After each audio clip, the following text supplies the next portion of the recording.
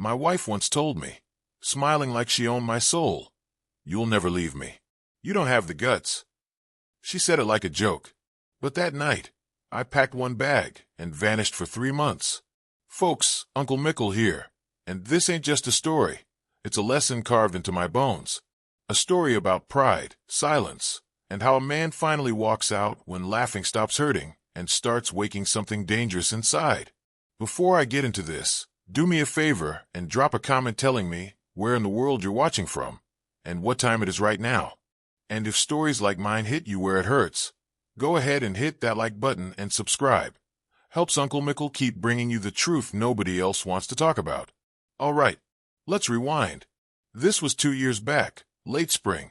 I was 46, worked steady at Miller & Sons Hardware.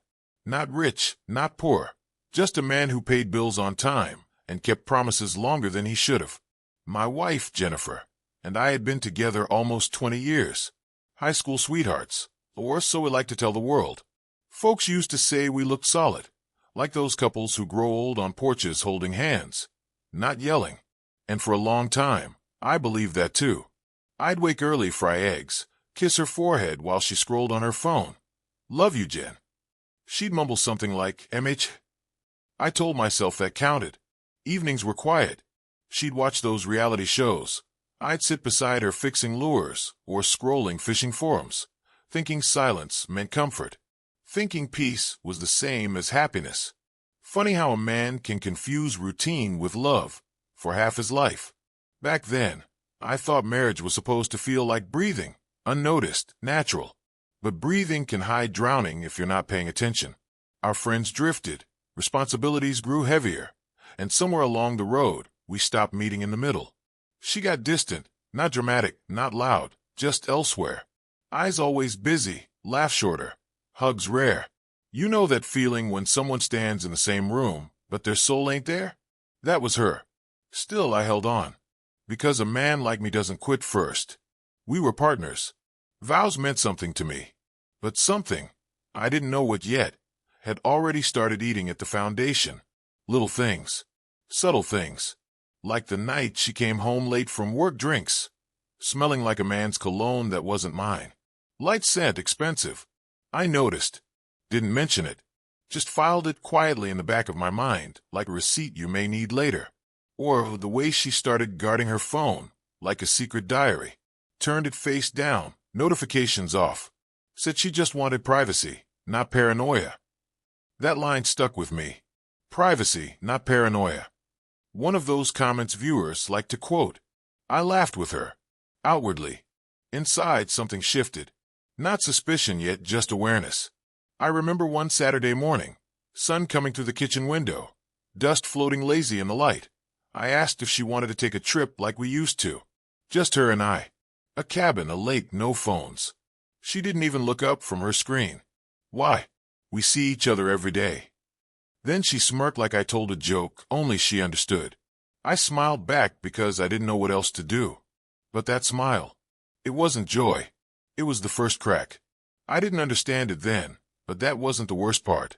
The real storm was still waiting, quiet, patient, for me to open the right door. And I would. Soon. But let me tell you one more moment that stayed with me. A week later, after another late night out, she walked into the bedroom, leaned against the doorframe with that same amused look, like she held the cards and I was just guessing suits. "You'll never leave me," she said. "Men like you don't. You'd fall apart without me." I laughed. Soft. Without teeth. She thought she owned my silence. She thought comfort was dependence. And maybe she was right back then. But she didn't know the man I was becoming. Because that was the night a seed was planted, small, but real. And it would grow into something neither of us expected. What happened next is where everything began to change. When you live with someone long enough, folks, routine becomes a kind of curtain. You stop noticing what's behind it. Until one day the light hits just right, and suddenly every wrinkle shows. Looking back now, I realize those months before I left were a slow unraveling. Not loud, not dramatic, just quiet disappointments stacked like papers you never file until they bury your desk. But at that time, I was still trying. still believing marriage could be fixed if I just held on tighter. Jennifer and I had shared 2 decades, birthdays, funerals, first apartment with the broken heater, the car we pushed halfway down Miller Street when the battery died. Memories like photographs you keep even when the people inside them start looking like strangers.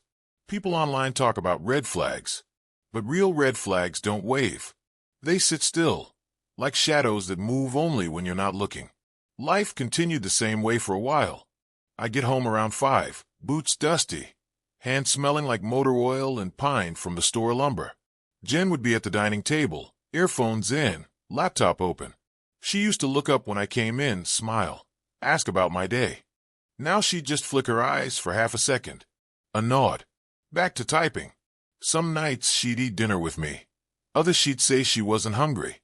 Yet later I'd find fast food wrappers in the trash. Nothing big enough to accuse. Just small lies that tasted like metal when I swallowed them. I'd lay beside her at night, staring at the ceiling fan, listening to the click-click-click of the rotation. Funny how a man can feel lonelier inches away from someone than he ever felt sleeping alone. Still, I made excuses for her. Work stress. Maybe she needed space. Maybe love just matures into something quieter. I even started waking early to brew her coffee. Left it on the nightstand like a peace offering. She sipped it, said thanks. Never finished the cup.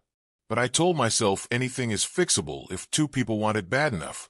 One evening in July, still warm outside, grill smoke drifting through the neighborhood, I asked if she wanted to invite friend for dinner. A little social life, some laughter, music. She shrugged. I'm tired. You go ahead. So I grilled alone. Neighbors waved. Kids ran across lawns with sprinklers. And I stood there turning burgers, wondering how something as simple as dinner could make a man feel like he was holding his marriage with greasy fingers slipping off the handle. Later that night, she came to the patio, leaned against the railing. Mickle, she said, voice soft enough to make my chest loosen. Why are you so distant lately? I almost laughed at the irony. Instead, I said, maybe we both are. She looked at me for a long second, searching maybe, or measuring. Then she nodded and went back inside. That moment sticks with me, because it proved one thing. You can share a roof, a bed, a life, and still be miles apart. Folks in the comments always say things like, why didn't you confront her? But you gotta understand, confrontation means you believe there's something left to salvage. I wasn't sure yet if we were broken or just bent. Still, I wasn't ready to give up. Not then. So I planned a surprise weekend getaway. Rented a small lake cabin like we used to visit when we were young. No cell service, just water, trees, and us. Thought maybe the silence there would become conversation, not distance. When I told her, she blinked slow, hesitating. This weekend. Yeah, just us. A reset. She chewed her lip, then said, I might have planned Saturday. What plans? Just work stuff. Work. Always work. I almost let it go, but something made me ask again. Cancel it. Just this once. She looked at me, and there was something cold behind her eyes. Not anger, indifference. Like she already made peace with losing me. Mickle, you act like I owe you my time.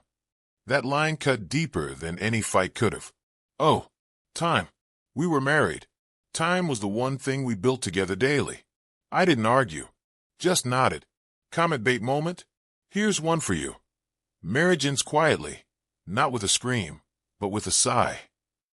That night, she slept facing the wall. I lay awake, staring at her back, realizing I had never felt farther from someone I loved. And that tiny voice inside, the one I ignored for months, whispered something I still remember clearly. Something here ain't right. But I didn't know the truth yet. Not the messages. Not the phone calls. Not the man. That comes next. And let me tell you this. What I found first wasn't betrayal. It was worse. It was the proof that she stopped choosing me long before I ever thought about leaving. The first real crack didn't come like thunder. It came like a whisper, soft, almost respectful. The kind that lets a man pretend nothing's wrong if he wants to. But I didn't want to pretend anymore. One Thursday evening, she was in the shower. Her phone buzzed on the nightstand. Once, twice, 3 times. Same contact name. Just M. Carter. No emojis. No heart. Too formal for a friend, too consistent for work. I stared at that phone like it was a door to a room I wasn't sure I wanted to enter. My hand hovered, thumb itching, but I didn't pick it up. I'm old-fashioned like that. A man shouldn't snoop, at least not as his first move. But something inside me changed. I walked to the kitchen instead, poured a glass of water I didn't need. Heart beating like it knew a truth coming before my mind did. When she came out wrapped in a towel, I casually asked, "Hey, someone named Carter's been calling you. Everything okay?" She froze. Just for half a second, but I've known that woman half my life, and half a second told me everything. She smiled too quick. "Oh, him? Work thing. Just a project lead. He's annoying, keeps calling for updates." Her voice was smooth, too smooth. Not a crack in it. But her eyes? They didn't meet mine. Another comment bait line. The truth isn't spoken, it's seen in the eyes. I didn't push. Not then. I just nodded, kissed her forehead, and said, "All right." But something in me cataloged that moment, filed it away like a receipt. Over the next week, M. Carter became a name I saw more than my own. Late-night notifications, quick swipes to hide screens, silent typing under blankets when she thought I was asleep. She turned toward the wall, her phone lighting up her face, not our room. Still I waited, not because I was weak, but because rushing truth can break a man faster than betrayal itself. And if something ugly was coming, I wanted to meet it steady, not blind. One night, around 11 p.m., she said she was heading to the store, just grabbing ice cream. She took her purse, but left her keys on the counter. Odd. I heard an engine start outside anyway, a different car. I walked out to the porch, casual as Sunday morning. She sat in the passenger seat of a black SUV, passenger window cracked. A man's silhouette in the driver's seat, hard shoulders, short haircut, jawline I didn't recognize. She didn't see me. Or maybe she did and didn't care. That was the moment suspicion became reality. I didn't shout, didn't chase, didn't punch windows like a fool. I just watched taillights fade down Willow Street and felt something inside me go quiet. Not broken. Quiet like a man sharpening a knife he ain't planning to use yet. I sat at the kitchen table for an hour. No TV. No phone. Just silence and a clock ticking loud enough to feel like judgment. I knew 2 things that night. She was hiding something. I wasn't going to confront her until I understood it fully. When she came back, 1 hour and 40 minutes later, she held a grocery bag with 1 pint of ice cream. Receipt attached. But the ice cream was warm.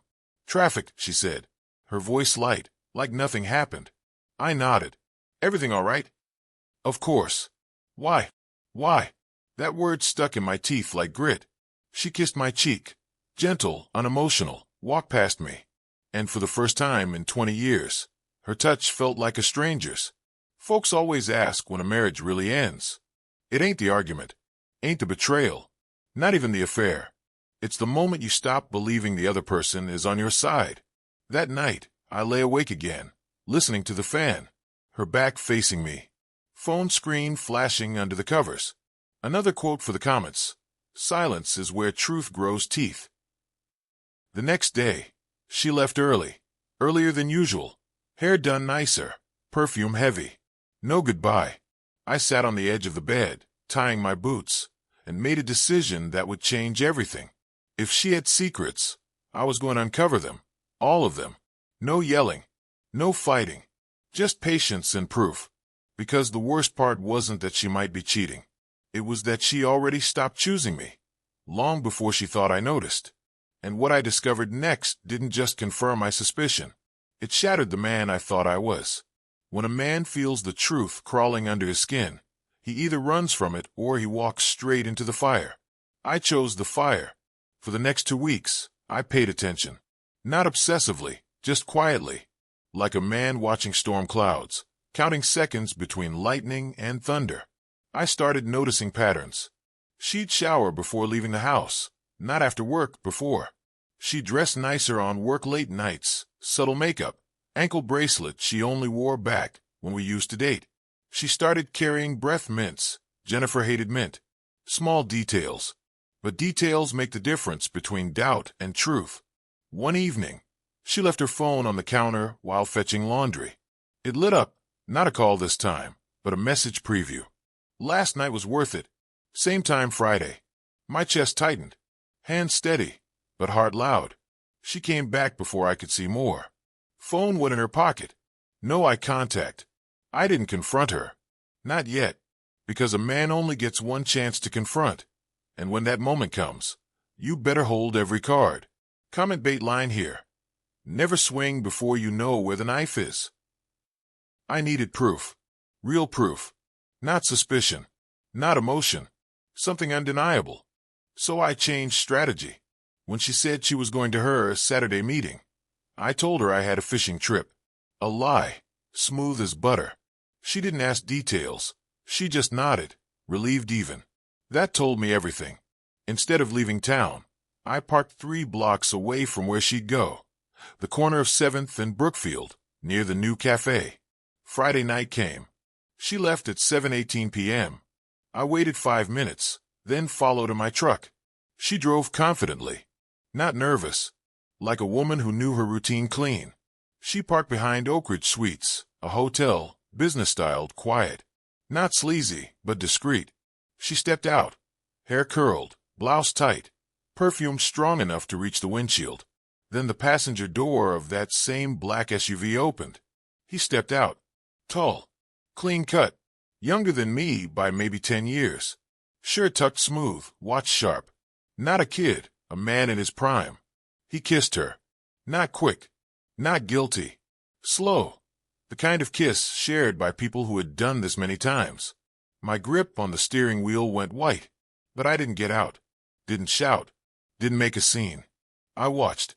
Burned every second into memory. They walked in together, hand in hand. I stayed there in that truck for a long time. Engine off. Breath slow. Feeling something heavy settle deep. Not anger yet. More like grief learning how to stand. When I drove home, it wasn't rage that kept me awake. It was clarity. She wasn't mine anymore, and hadn't been for months. The next day, something inside me shifted. Not broken, sharpened. I cleaned the house. Washed dishes. Folded laundry. Tended the yard.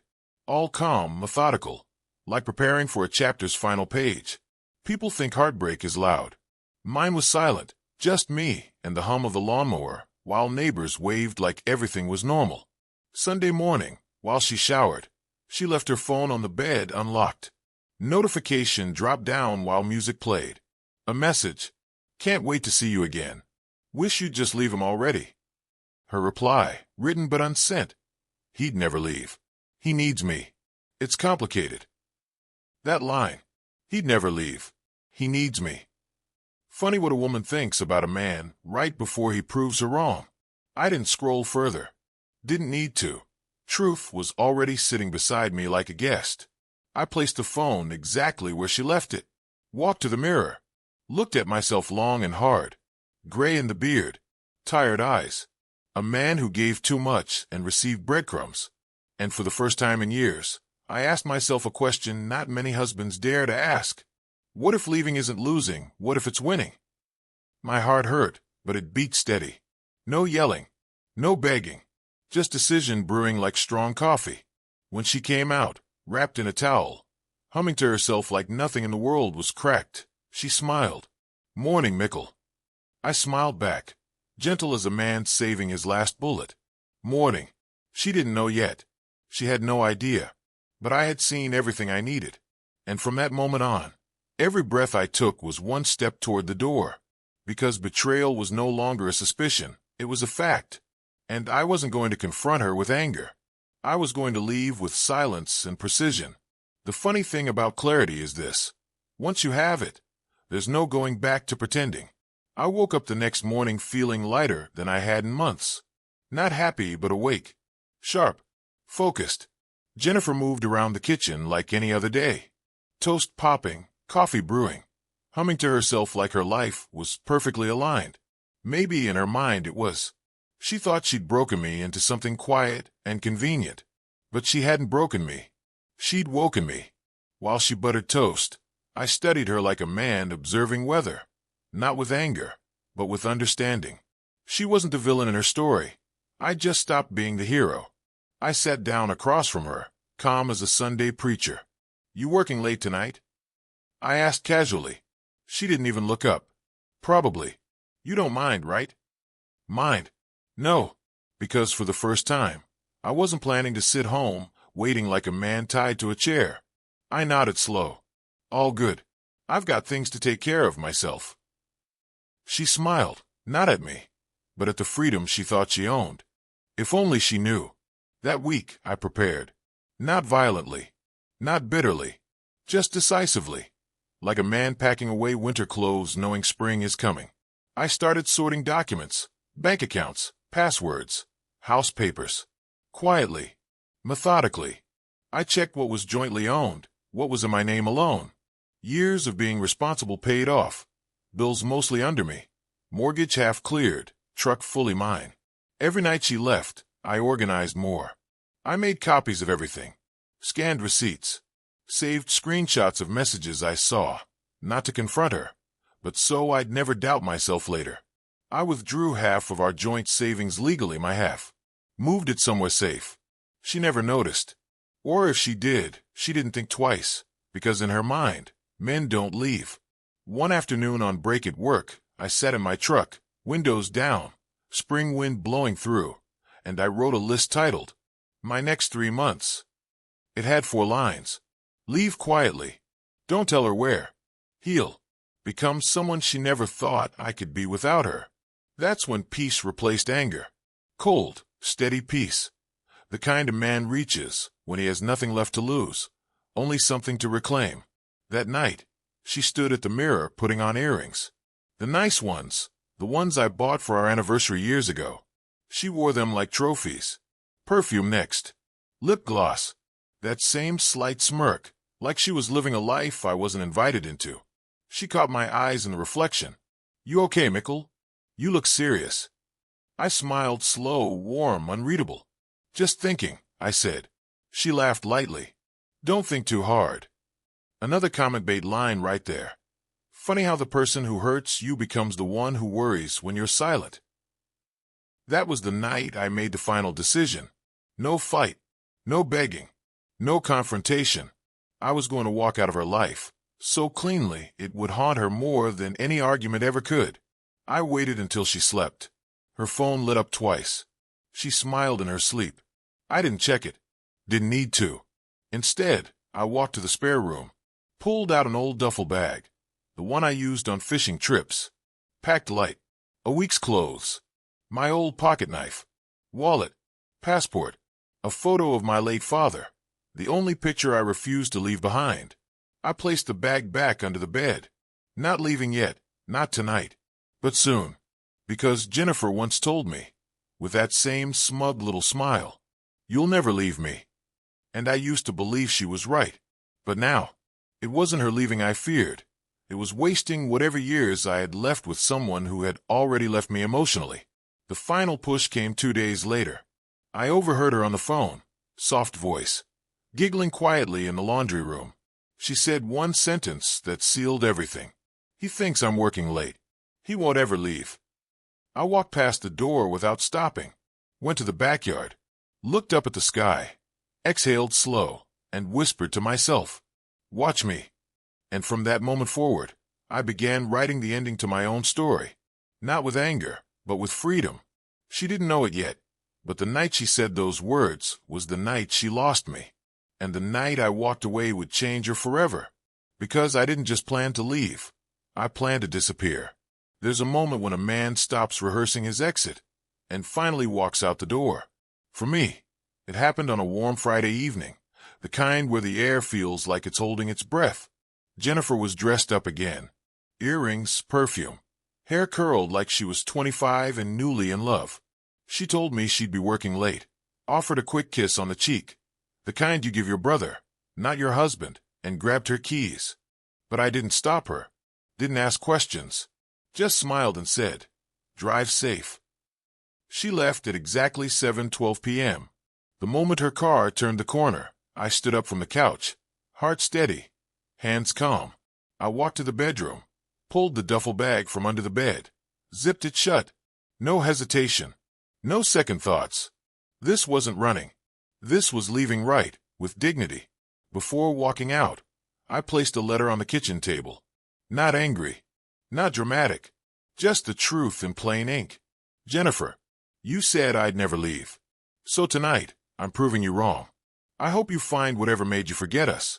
As for me, I'm choosing peace. Don't try to call. I need space to remember who I am without you. Mickle. No accusations. No mention of the man. No begging. Just silence sharp enough to cut. I locked the door behind me, for the last time, feeling a strange calm wash over me. Like setting down a heavy load you carried. So long you forgot how light your back could feel. I got into my truck, turned the ignition, and drove. Not to a motel nearby. Not to a friend's house. I drove 3 states south. Through the night, radio off, windows down, letting the wind take the pieces of me that still hurt. I drove until sunrise broke wide across the highway. Orange sky. Birds waking. Farms stretching endless. Around 11 a.m. the next day, I reached a town called Cedar Bay. Population hardly more than a weekend crowd. Quiet harbor, fishing boats, cheap rent in off-season. A place nobody would think to look. I paid cash for a small cabin near the water. Old wood, creaky floor. Smelled like pine and sea salt. Nothing fancy, but it was mine. Every inch of it air I could finally breathe. For the first week, I barely spoke to anyone. Morning coffee on the porch. Afternoon walks by the harbor. Nights listening to waves instead of lies. And every day, I felt myself come back, piece by piece. She called. For times the first day. 20 the next. Then texts. Where are you? This isn't funny. Mickle, answer me. I didn't respond. Silence is powerful when it comes from a man who used to plead. 3 weeks passed before her messages changed tone. We need to talk. Please, Mickle. I'm sorry. Just tell me you're okay. I still didn't respond. A month later, she found me. Not through friends, not through family, but through bank statements. She tracked a withdrawal, followed the trail, and one afternoon, while I was mending a fishing line on the dock, I heard shoes on the old planks. I turned. There she was, hair messy, eyes tired, face softer than I remembered. She looked smaller somehow. Mickle, her voice cracked. I didn't say a word. Just waited. I've been looking for you, she whispered. I thought you were gone forever. I nodded once. Slow. Calm. She took a step closer. I'm sorry. For everything.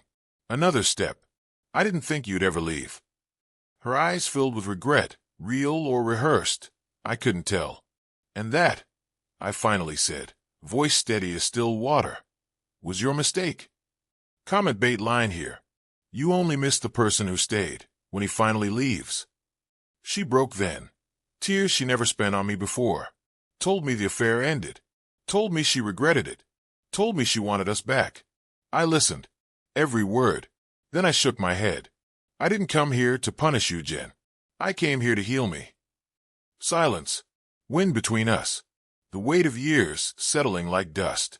She asked quietly, Is this goodbye? I looked at the water, calm and endless. Then back at the woman I once planned to grow old with. It's closure, I said. And closure isn't goodbye, it's moving on. She cried. I didn't. Because the moment she walked away, tears on her cheeks and regret on her shoulders, I felt something I hadn't felt in years. Freedom. And that freedom tasted better than revenge ever could. After she left the dock that day, folks, I just stood there, watching her silhouette shrink against the curve of the harbor road. No anger. No joy. Just a long exhale. Like a man finally empty of the things that used to drown him. They say heartbreak is loud. Truth is, healing is quiet. In the weeks that followed, I settled into a rhythm unlike anything I'd known as a married man. Simple. Steady. Honest.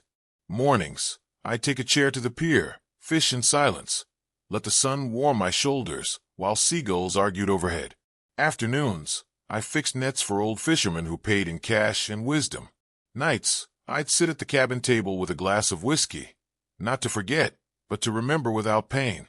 Healing isn't forgetting. Healing is remembering without bleeding. One evening, old man Harvey, local fisherman with hands like driftwood and a laugh like gravel, sat next to me on the dock. "You're not from here," he said. "No, sir," I replied. "You running from something?" I smiled slow. "Running to something, I think." He nodded like he understood perfectly. "That's better." Short-line viewers will quote, "Some men run to escape. Others run to arrive." Days turned into weeks, weeks into months. My beard grew, shoulders loosened, heart steadied. I started keeping a small journal, just thoughts, lessons, pieces of myself. Writing helped pull the knots from my chest one by one. Sometimes I think of Jennifer, not with bitterness anymore, just with distance. Love that used to burn had faded to a warm ash, something I could hold without getting hurt. One afternoon, a letter arrived for me. Her handwriting, careful, slow, maybe trembling. I sat with it a long time before opening. Inside, just a page. "Mickle, I know I can't undo what I've done. I hope you find peace, even if it's without me. Thank you for what we had. Jennifer." No excuses. No blame. Just acceptance. Funny how closure rarely comes with fireworks, mostly envelopes. I folded the letter, slid it into my journal, and realized something important. I wasn't angry anymore. I wasn't waiting for apologies. I wasn't wondering if I made the right choice. Because peace had already answered that question. I got a small part-time job helping a boat mechanic named Reese. Younger guy, good heart, respectful. We barely talked at first, but men don't need words to bond. Shared work is conversation enough. One evening over cold beers on the dock, he finally asked, "So, why'd you move out here?" I took a long breath. Told him the truth, not every detail, but enough. He listened, nodded, didn't judge. When I finished, he clinked his bottle to mine. "To choosing yourself," he said. I smiled. To choosing peace. Life didn't magically turn perfect. Some nights were lonely. Some memories stung. But pain wasn't steering the wheel anymore, I was. Comment bait lines for this section. Sometimes love ends before the relationship does. Letting go is hard. Staying in pain is harder.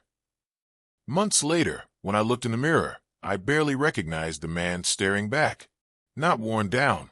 Not invisible in his own home. But present. Alive. Rebuilt. I learned how to cook for one without feeling empty. Learned to enjoy silence that wasn't hostile. Learned that a man doesn't lose woman. He loses himself when he stays where love has already left. And one crisp morning, as the sun rose gold and slow across Cedar Bay, I realized something. I was happy. Not loud happy. Not fireworks happy. Quiet happy. The kind that sits in your chest like warm coffee on a cold morning. That's a different kind of miracle. Because a year earlier, I thought losing her would destroy me. But walking away didn't break me. It built me. And though she once said I'd never leave, leaving was the moment I finally returned to myself. Now, folks, there's one last part to this story, the lesson. The piece I want every man and woman listening to remember when life puts them where I once stood. If you've walked this far with me, folks, thank you. Stories like mine aren't easy to tell, and they're sure not easy to live. But every scar has a lesson carved inside it, and mine taught me something I wish someone told me years earlier. Love is not proven by how long you stay, but by what you become when you leave. People assume leaving means giving up, but sometimes leaving is the bravest way to stay true to yourself. I'm not here to paint Jennifer as a monster. She was human, flawed, searching, maybe lost. And truth be told, I wasn't perfect either. Two people grow, and sometimes they grow in different directions. Looking back, I don't hate her. I don't wish her bad days or long regrets. I hope she finds happiness, real happiness, even if it doesn't include me. Forgiveness isn't about excusing what happened. It's about freeing yourself from holding the knife in your own wound. One final comment bait line for the viewers. You don't heal by going back to what broke you. I still live in Cedar Bay. The cabin's small, but it's enough. I wake every morning to the sound of gulls instead of silent dinners. I cook breakfast for myself, not hoping it proves something to someone else. I watch sunsets without feeling like the day stole anything from me. Sometimes I think about the moment Jennifer stood on that dock, the regret in her eyes, the tears she never shed during the end of our marriage. There was a time I might have traded everything to keep her, but not anymore. Because this story, it's not about losing a wife. It's about finding a man I had misplaced somewhere in the routines, arguments, ignored feelings, and late-night phone notifications. A man named Mickle, who smiles now for himself, not for approval, who sits on a pier and watches the tide roll and like it owes him nothing but peace, who learned that being alone is not the same as being lonely. And let me say this to anyone listening, especially the quiet ones who carry their pain like a brick in their chest. If someone stops choosing you, you're allowed to choose yourself. If the house feels like a cold hotel room, you're allowed to find a front door that leads to sunlight. If your heart keeps whispering leave, you're allowed to listen. Not out of spite, but out of self-respect. And if you walked away from something that wasn't loving you right, you didn't fail. You finally succeeded. So that's my story, folks.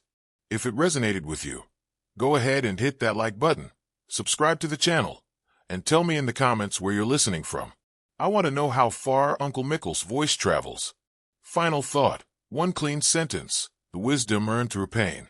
Sometimes the greatest journey of your life begins the day you walk out the door.